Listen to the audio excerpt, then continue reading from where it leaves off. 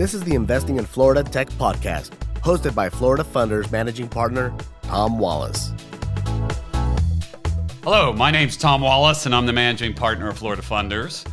And welcome to Florida Funders Podcast. Our podcast is all about how to make all of us better angel investors or better founders or entrepreneurs. We really address two audiences here. One thing that I love about angel investing and entrepreneurship is it's so dynamic, so fluid, and there's always something new to learn and somebody new to learn from. I'm so excited. I'm going to let Tony introduce himself here in a second. I've known Tony a long time, and he's a very good friend, and I'm really excited about having him on the show. Our past guests have included Alexis Ohanian, the founder of Reddit, Ryan Neese, a former NFL football player turned venture capitalist, Jeff Vinnick, the owner of the Tampa Bay Lightning, who's a hedge fund sports team owner turned investor, and Steve Raymond, just to mention a few. Steve was the founder of Tech Data that grew from pretty much zero to 20 billion. Which not many people do. But so before we get started and digging into Tony and our conversation here today, I wanted to give people that are not familiar with Florida Funders a little background on us. We are a combination between a venture capital firm. We have 3 different funds that we run, as well as a crowd of angel investors. So we kind of are unique in that way that investors can invest right alongside our funds. We do institutional due diligence, and we're the most active venture capitalist in the state of Florida, and even in the Southeast, according to PitchBook. And we have invested in 80 companies, roughly, over the last 4 or 5 years we've been doing this. And we like to say at Florida Funders, we're on a mission to change Florida from Sunshine State to Startup State. And we want Florida to become known for technology and innovation, not agriculture and tourism. So with that, welcome, Tony. Tom, thanks for having me. Oh, excited to have you here. As I mentioned before, Tony and I go back a long way. Tony is a very successful entrepreneur, as well as somebody, not only a philanthropist, but he started his own charity. I'm sure we're going to talk a little bit about that. And along the way, like a lot of entrepreneurs, he's done quite a bit of angel investing. So we're going to touch on all that. So Tony, I thought, tell us about your background, and please don't be humble, because I know you can be. And, start in the beginning, because I know you come from a very interesting and not a typical background for a founder. Sure. I think if you want me to go way back, I am the product of, probably very romantic. One evening, my parents were pretty young teenagers, and my mom got pregnant. And my dad had a choice. He had 2 girls pregnant at the same time. And I think he was afraid of my grandfather, who was a bookie. And so he decided to marry my mom. So it started there. And obviously that didn't last very long. And we kind of bounced around for a number of years. And, kind of one of you grew up in New York City. This was actually Brooklyn, New York. Brooklyn. Yeah. And you don't have that much of an accent at this point. I left at a pretty young age. And I also, living in Florida, people were picking up on the Brooklyn too much when I was younger, and they were like making a lot of characterizations about it. And the couple of events that stick out in my head, I remember being 8 years old, maybe 7.5, and I was walking downstairs, and I knew there was this loud noise, and it started off with a bang, and literally a bang. One of my mom's boyfriends at the time blew up our front window with a machine gun. I lived with my grandparents, and at that moment, my granddad kind of looked at my grandmother and said, "We're getting the F out of here." And that was kind of the beginning of probably the best part of my journey, because I got out of Brooklyn, where there was lots of drugs and crime, and we lived in poverty, to Florida, where we kind of had a little bit of a fresh start. So that was kind of an interesting beginning. We lived in Florida really for most of my formative years, so from 8 all the way through high school and college. And my grandparents... What part of Florida? It wasn't. I lived in Fort Lauderdale, so there was a very New York feel to it. But my grandmother died when I was 12, and that was, again, another one of those moments. And then I bounced around. So I probably lived in about 15 homes from the time I was about 8 years old to the time I was 18. And sometimes it was with friends. Oftentimes it was with other poor people. But I had a lot of helping hands kind of along the way. And I learned a lot. Like, I lived in a lot of different neighborhoods. I lived in all Black neighborhoods. I lived in like a super German house. I lived in a Peruvian house where they spoke mostly Spanish. And so I think my great takeaway from living in all those different environments was adapting to change, which helped me as an entrepreneur. Absolutely. But also just communicating. Like, how do you get what you want when people don't speak that as a first language, or culturally they're a little bit different? And so I learned to maneuver a lot of different situations at a young age, which I really feel like helped me overcome business obstacles later. So I know baseball enters in here somewhere, because I know you played a lot of baseball growing up. Yeah, right? I did. South Florida in particular. For one, I'm a big Yankee fan, as you know.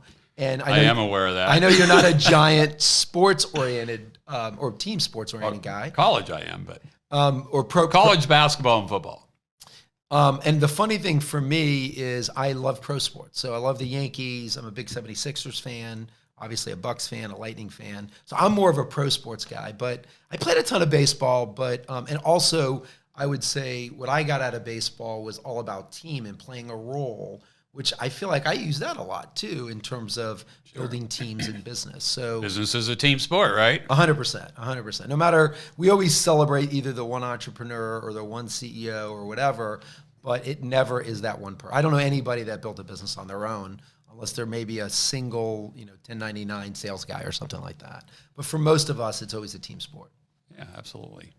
Well, I've actually seen where some founders end up with 100% of their company. They never raise outside money. They never share any of the equity in the company with any of their partners or the team that helps them build it. I always felt that was kind of sad. I was like, so you have an exit one day, and who do you celebrate with? Who do you celebrate with? No, I agree. Hopefully you're married. Yeah, but anyway, keep going. So you're growing up in South Florida. I wound up living in a lot of places, and I'd say, again, what sticks out to me is the number of people that helped me along the way, which we'll talk about the charity later. And then I graduated from high school, which doesn't sound like a big accomplishment, but it was for me and my family. And I was the first high school graduate that I knew of in our direct family. And then I went to Florida State and started out as a computer science major because that was just the cool thing. In fact, the only reason I got associated with that was one of the many people I lived with one day said something to me that really stuck with me. It was small, but he's like, you're a smart kid. I was like 12 years old, and I was cooking to stay in his house. So I cooked, and he let me stay there. And maybe I was 13. And so, what were you cooking? Very basic stuff, but pasta and eggs. Something Italian, I knew that. A lot of red sauce. My grandmother, before she died, I used to cook with her, and that was inspirational for me. But he's like, you're a smart kid. You should get into computers. I had no idea what computers were at 12 because they were 1977. It wasn't a prolific thing.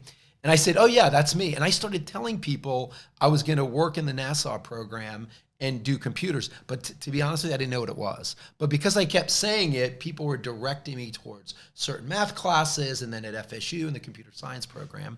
And then eventually I got a degree at Florida State in MIS, which was that combination between business and computers, and went to work for Arthur Andersen, which I loved. I had a great career there, made partner there, which was pretty cool. Did you ever write code?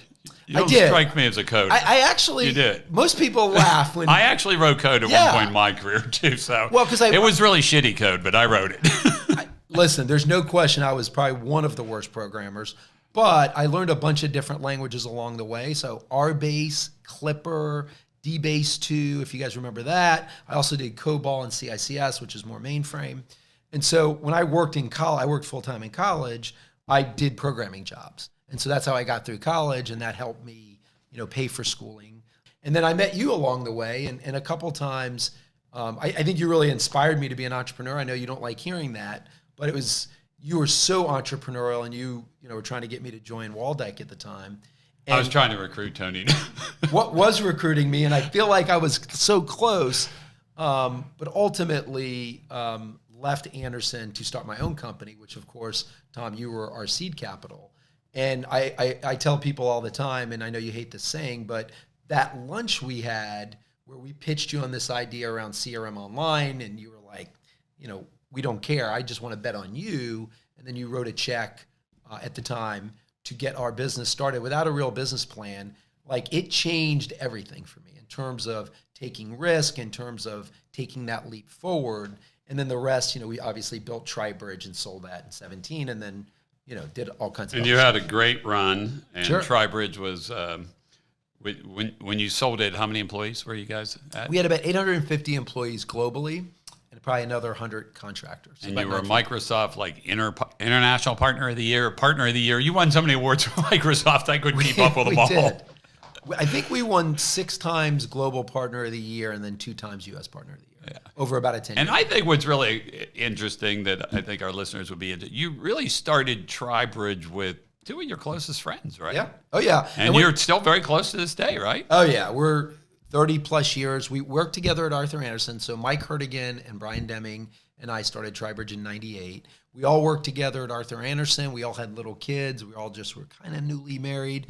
So that's always harder to take the risk. Sure. And, the older you get and the more attached to obligations, it's harder to jump off that springboard that you helped us with. Yeah, I know you talk to a lot of entrepreneurs, as I do, and one of the things I always tell them, do it while you're young, do it before you have a mortgage, before you have kids, you got nothing to lose, but go ahead. Well, it's less pressure, right? When you're married and have kids, you start making decisions and you're like, oh, like when we left Andersen and we started our own company, our salaries went down by 85%. And you go home and say, that doesn't guess go what? well with the wife. Yeah, here's the great news. We started a company and we have to cut everything. No vacations, we're not going to eat out ever again. And I did get divorced about 2 years later, so maybe it didn't work for me. But there's definitely a lot of pressure, I think, when you have those kind of obligations. So I agree with you. I think the younger you are, I think you want to take more risk and you're dumb enough to leap into things that you don't know. And I think that helps you get started for sure. And so anyway. Yeah. So you and Brian and Michael are still close to this day. That's all. I love that. Yeah. I think it could have ripped us apart. I think it brought us close together. Yeah. Partnerships are tough, right? Yeah. It's like being married. Especially 3-way partnerships. Normally, I think 2 people might like each other, but the 3 of us today still get together a ton. We still vacation together at different times. We've done other things together. We've Brian and I have co-invested in a bunch of stuff together. So it's, I'd say they're like some of my best friends in life, 30 plus years together. And hopefully we got 30 more to keep doing stuff together. So It's been a joy. Mike joined me at A-Line. I was at the board at A-Line and Mike came on and became our CTO a couple of years ago. And so I think our lives are just going to continue to interweave like yours and mine, actually. Yeah. I've been I don't know if you watch any of these streaming shows, but I've been watching Super Pumped, which is the story of Travis Kalanick and Uber. And that one's really kind of close to home because I know a bunch of people know Travis. And then I've been watching We Crash, which is, the story of WeWork. And as I watch these 2 shows, I mean, both the 2 main characters, Travis Kalanick and Adam Newman, are just, your quintessential crazy entrepreneurs that are just egomaniacs, and that doesn't describe you at all. Yeah. Thank you. I mean that as a compliment. I appreciate that. Yeah. And I was on Tony's board at TriBridge for 15 years or so. Oh, yeah. And I always tell people this, that you were in one respect probably more than any other founder CEO I ever met, more generous with your team and more selfless than any CEO I ever met. And I mean that as a compliment, of course, but I want to hear more about that from you, because when people watch these shows like I'm watching, these guys are anything but selfless. I mean, Travis Kalanick is just ruthless. I mean, it's all about him. It's hard to watch. It's painful at times. Yeah. But you were very successful, and you didn't do that. You were quite the opposite of that. Yeah, when I watch the shows, it's hard not to compare yourself, because you've sat in the seat before, but you did it differently and you continue to do it differently. And I do, the one thing I share with them, not the many billions, but the one thing I did share with them is the single-mindedness and the belief that you were creating something special. And I did feel that, and I did have that kind of blind faith. So I thought there were similarities there. I think you had a great culture at TriBridge of people that believed that. You were great. Yeah, and I think there's scenes in both WeView and in Super Pumped. We crashed. We crashed. The part that for me that's always been different is they played a solo sport. It was them above the team, where to me, I was always underneath the team. I always feel like, and I don't know why, but maybe partly because of the way I grew up, I felt like my job was to help the team see it and push forward. And I just naturally played a role. And I felt like my role at times was to be in the front, right? And lead with whether that was the press or a customer or vision or the board. There were definitely times where I had the microphone. But for the most part, I always felt like I was just playing a role on the team and I wasn't the team. I was never above the team. And that's just, I think it's a very strong leadership style, and it speaks to the success you had. And I think when people watch those shows and they get, especially young founders, I hope they don't look at those shows and say, that's the way you got to do it, because that isn't the way you have to do it. Well, and I've seen so many guys take that path and fail. I think the thing to think about with both Adam and the guy from Uber is they're wicked smart. They were crazy disruptive to an industry. And they would have been that successful and still, if they would have been good to people and still taken a different role, it's just that their personalities, they needed that sunshine to make them feel good. So I sure hope that we're not teaching people that's the path, because I see lots of CEOs that do that burn out teams. I see them not be able to attract talent, and they're brilliant. So the fact that you could do both, imagine with the talent like Adam had or Tyler had, their ability to do that and have a culture, just think of what they'd have today. I think they would have done more. And I think they would both be still in their companies versus being ousted from their boards and not being part of the success today. So I think there is a good lesson to learn, which is do both. Yeah. Have this great inspirational company, but don't make it about you. Because it's never, you said it before, it's a team sport, man. You know that. I've been around you long enough to know that you promote and help other people lift up. And if you lift others up, I think you do more. Here's the other thing I'd say the difference is. I do think those guys were wicked smart. Like, pretend like I'm from Boston. Wicked smart. I'm not sure I'm in that category. I think my smarts is on the EQ side, not on the SAT side. You know what I mean? I think they have a different level of smart, which makes them bad on the EQ side because they probably saw things other people couldn't see. Well, one of the guests I've had on this show is Jason Kalanick, or Jason Calacanis, I'm sorry. And he gave Travis his first $25,000 and invested in Uber. And I remember talking to him about it on the podcast. And I said, Jason, why did you invest in Uber? I mean, I remember the first time I heard the idea from Uber, I thought it was the stupidest thing I ever heard. Like some stranger is going to pick me up in their car and they're going to take me to the airport. Like, that ain't going to happen. But obviously I was wrong. I also didn't, smartphones weren't quite there yet. But I said, why'd you do that? He said, because I saw that he was a fighter. And, he was going to take on these cab companies and these institutions. And I just saw that, that in him. So maybe that was part of, maybe he couldn't have done it without some of his personality. But you bring up a good point. But Tom, don't you agree? Like when you run into a founder that really believes it and they're willing to do anything and they fight through it, that is admirable. And we invest in guys, in women and men all the time that have that attribute. The question is, how far do you take that? But I think that's an admirable trait. Absolutely. I mean, one of the things that we had our event La Casa last a couple of months ago down in Miami, and one of the panelists was actually it was a kid that founded Papa, who also was on my podcast. Who's now a unicorn. I think it was him, and his name's eluding me right now. But anyway, somebody asked him, what's your advice to founders or other entrepreneurs? And he said, never die. Just never die.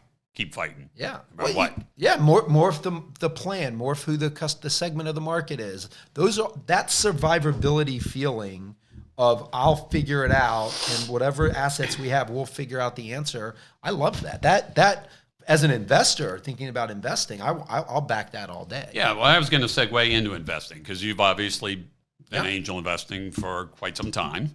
What do you like to angel invest in? What do you look for in founders? I have a little bit of a simple model. It's more simple than Florida Funders, although I am an investor in Florida Funders, so thank you for those 80 companies. Thank you. I have to understand the business. So I'll sometimes meet with somebody and they can't explain it in a way that I can see it. I won't invest, even though it could be the next Uber. And somebody will say, like, you could tell me, Tony, that's a phenomenal thing. If I can't really visualize how they're going to make money or how they're going to be able to provide a product or service that differentiates, I tend to walk away. So I like to be able to visualize, okay, you're saying this, that's what happens. Even if I don't know the industry, the specific niche, I only invest in tech. So I have other, like what I would call mutual fund investments to handle the big corporations that are not tech. But all my angel investments have been around tech because I feel like Invest in what you know. Invest in what I know. So you don't do restaurants like I do as a sidekick. I would advise against it. It's not very lucrative.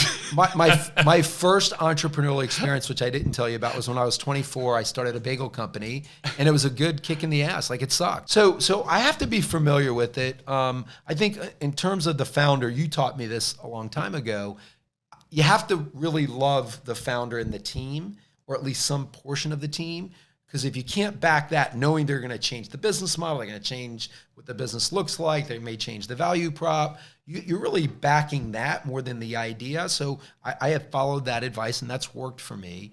And then when it comes, one of the things on the founding founder's side, I think is a very, very challenging. And I talked to Mark Blumenthal, and I were just talking about this. One of my partners at Florida Funders, who knows, is founders are quirky people. Sure. I mean, somebody once said to me, "Do you do the Sunday dinner test?" I'm like, what's a Sunday dinner test?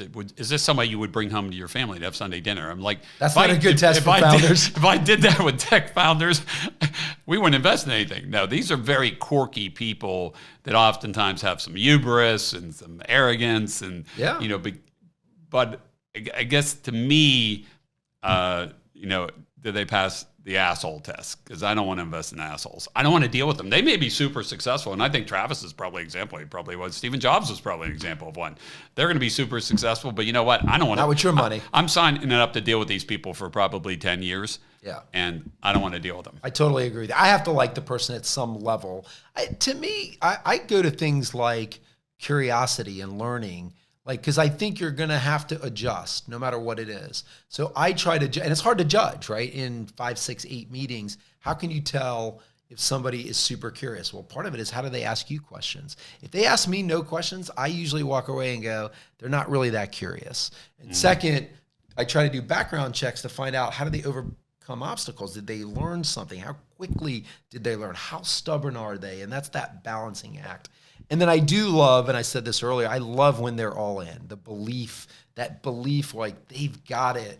There's something infectious, that energy. I have a hard time investing in super passive leaders, even though some of them are successful. So I tend to like people with that energy level that I think is infectious in a founder. And I know that always doesn't translate into wins, but for me, it really does. And then the last thing, which is again another fine line, you talked about, the confidence level. I love confident. I'm confident.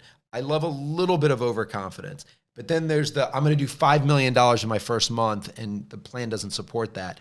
And then you start losing credibility. So where that line is, I don't know. Yeah. But I try to, I encourage people I'm coaching, don't oversell.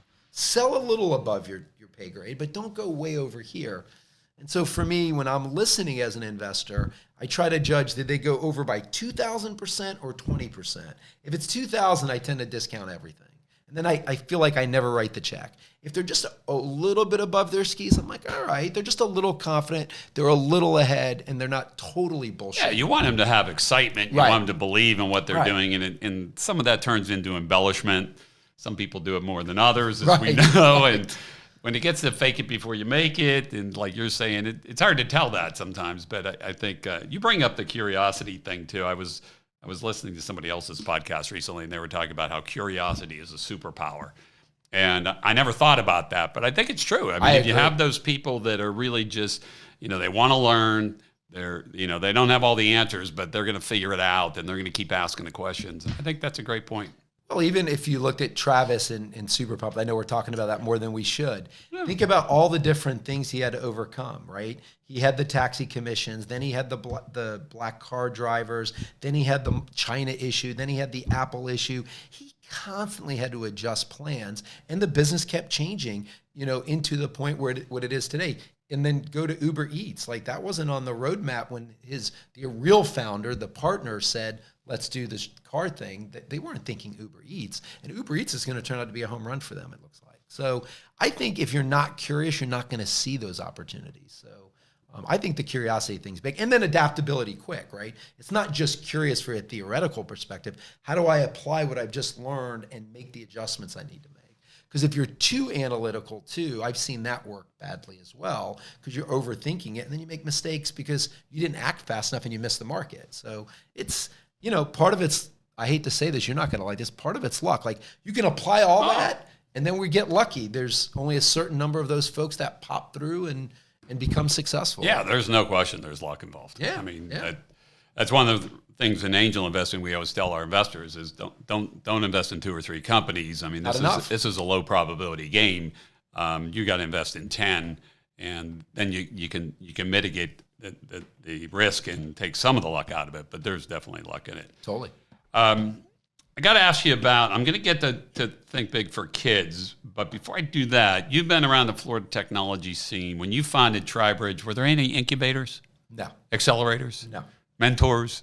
You. I mean, a couple mentors, but not a lot of companies. Like places you could go, online blogs you could read about, No. Yeah. Speak to that. And you've been a big part of that. You've been a big activist in the Florida tech community. Along with a lot of other folks here, and it's finally coming to fruition. It took a long time, but at least it's amazing. It's like you think of the companies you're associated with, and then you're proud of those on an individual basis, and then you look at the whole thing and say Tampa Bay was a startup for you and me and George Gordon and all these other, I can name 30 other folks. It was a startup 30 years ago, and now it's a high growth company. So the Tampa Bay Tech as a company. And so I feel as proud of that, or maybe even more so than I do maybe the individual companies, because I think about, we've all been doing this virtually. We did it with TBTF. We did it with Florida Funders. We did it with Embark. We've done it with The Wave, like how we help those orgs help other people to start companies. I think it's amazing, but like these other founders, that we were founders in the Tampa tech scene, we believed. There was nothing to believe in, but we were believing that it was going to happen. I think the final piece of the pie that I saw come, I think the talent was starting to come, the ideas were here, we needed the funding, and Florida Funders and other organizations that have now become a funding source for startup tech has been a difference maker the last 5 years. And I think that's what it's accelerated the volume of companies. So thank you for doing that, and thank everybody for investing. It was a team effort. There were a lot of us involved in it. Yeah. So a lot of people came here during COVID. Yeah. Our governor was very, very open and liberal and very clear about that. So people came from New York that were locked in apartments and whatever, and California, and many of them have decided to stay. Some will go back. We're coming out of COVID, hopefully this time for good. I think I said that about a year ago. That's when this version of COVID. Coronavirus came along. So, but as you look out 5-10 years on the Florida tech ecosystem, what do you see? Well, I think are we going to become one of the major players in the United States, if not the world, in technology? Are we going to be known for technology and innovation instead of tourism and agriculture? I think so. I don't want to say it as defiantly. I hate when we compare ourselves to places with different circumstances. So I never look at us and go, oh, how close are we to Silicon Valley or Austin or Boston or whatever. I never really look at it through that lens. I've always looked at it through the lens of progress against what we've done. And I think if you're asking, will we keep attracting talent and money for the next 5 to 10 years? Absolutely. I think people have figured out that there's so many different ways to skin that cat, whether it's getting talent, building companies, or getting money. And I think that's happening in other markets besides ours, but I don't think we're going to go backwards from that. I do think that tech startups are going to be prolific in other cities too. So we'll make the gap up, but we'll be in the top 10, absolutely. In the top 2 or 3, I just don't see that, because I don't care. To me, that doesn't matter. Mm-hmm. Do I think that people will see Florida as more of a tech startup? I think the answer is yes. I think they're starting to see that when you look at Miami and you look at Orlando and the Space Coast and you look at Tampa, you start to go, wow, you got 3 or 4 areas that are funding and creating these companies. The key to it is what we're starting to see now. Guys like Steve McDonald, who's uber successful, taking that money and putting it back in. Guys like Tom Wallace, guys like Arnie Bellini, saying, not only did I make all this money, but now I'm investing in the next generation. I don't know the number for Steve McDonald, but it's more than 100.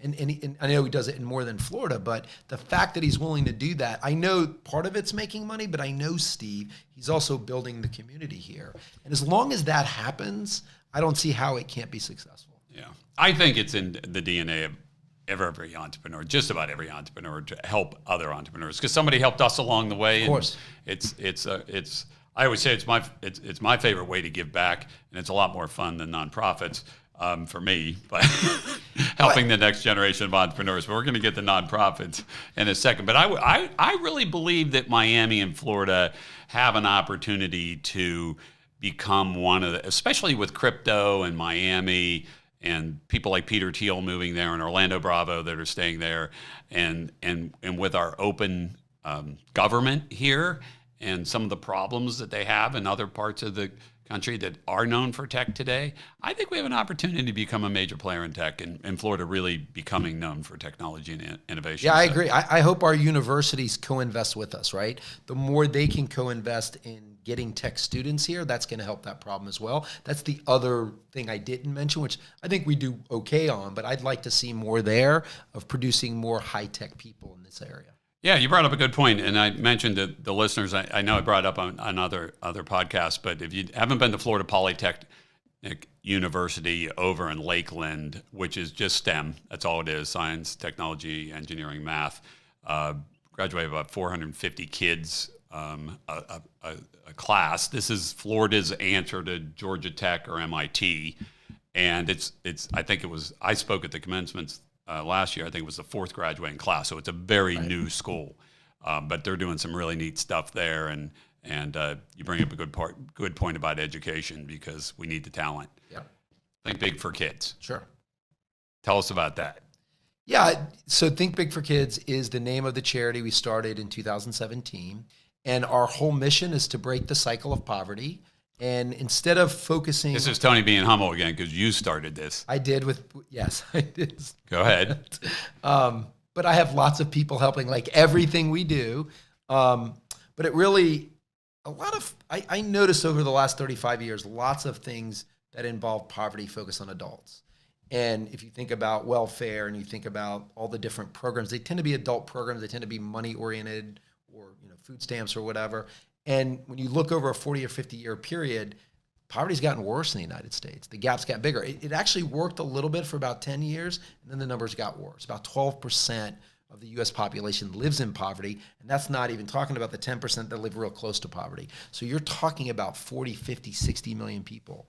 And so I lived in poverty. I know how difficult it is to break out of. The school systems aren't good.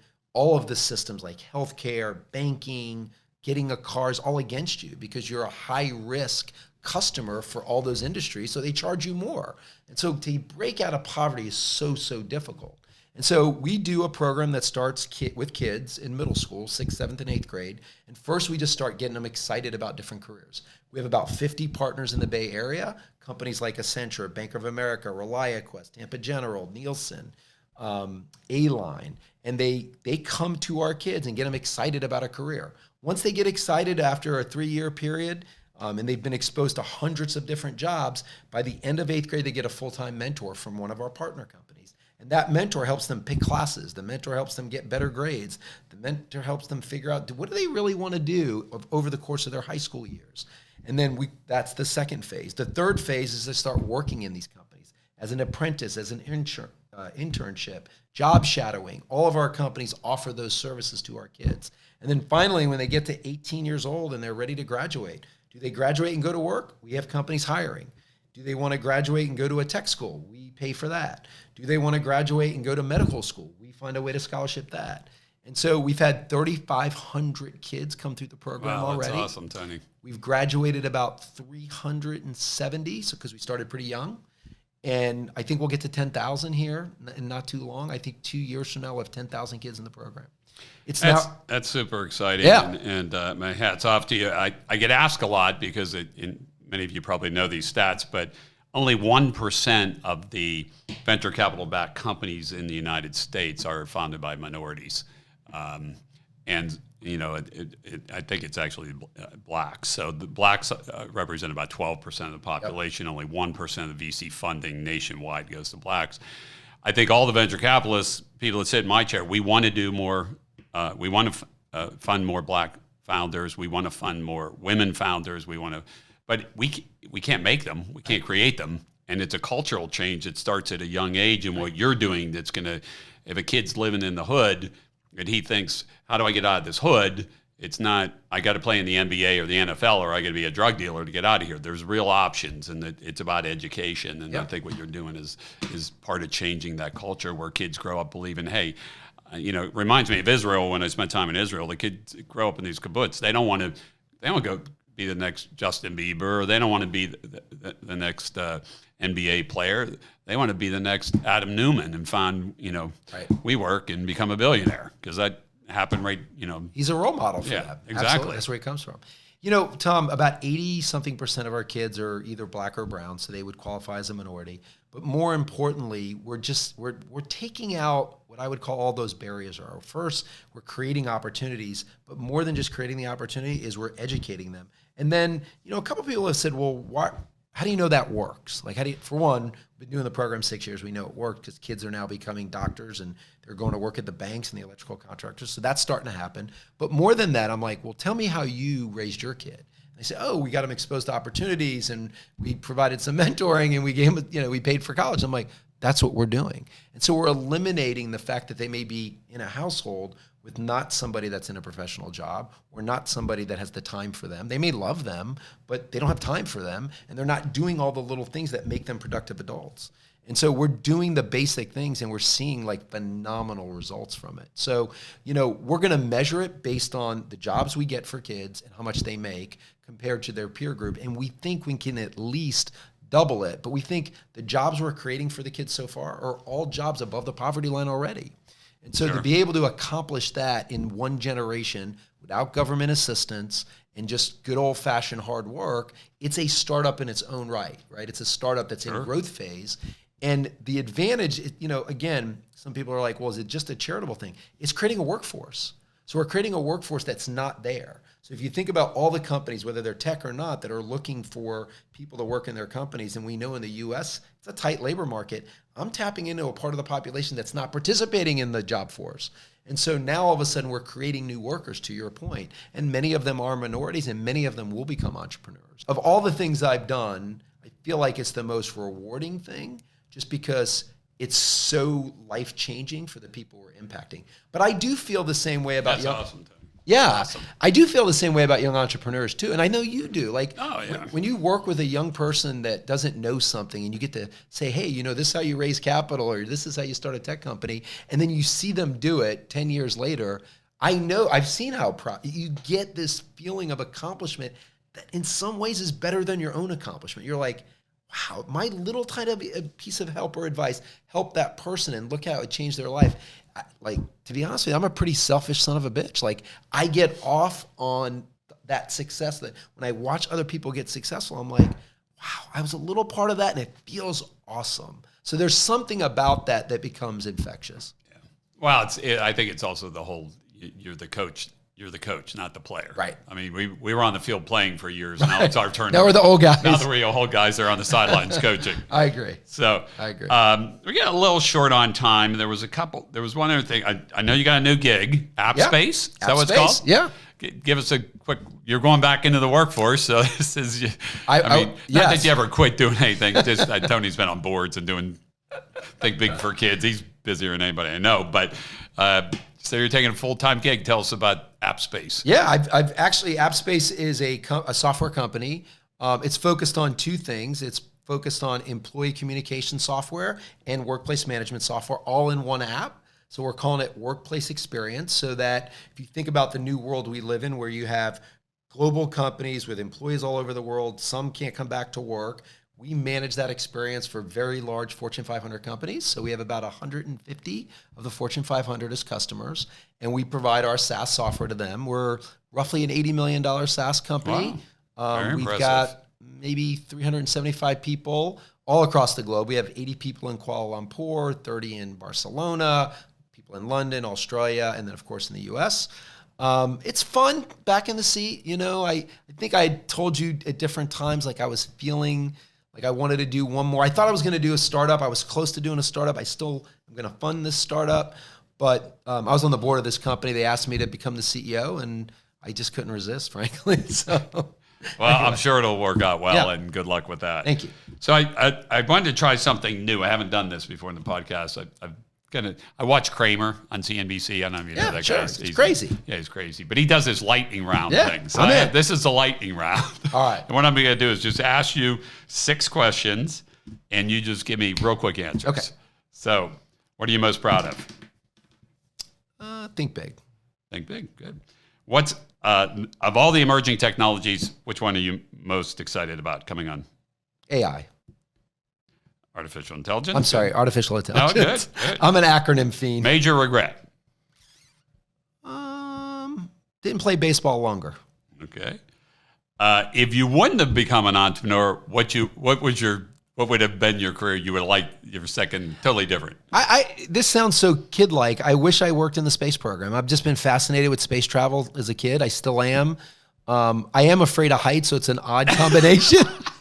But like being able to figure out those problems, and when you watch a movie like Apollo 13, I love that. So do you have a desire to do one of these? Go up in one of Bezos or one of those guys' spacecraft? I would do it, but they would have to have me on so many drugs to get me in the plane and strap me down.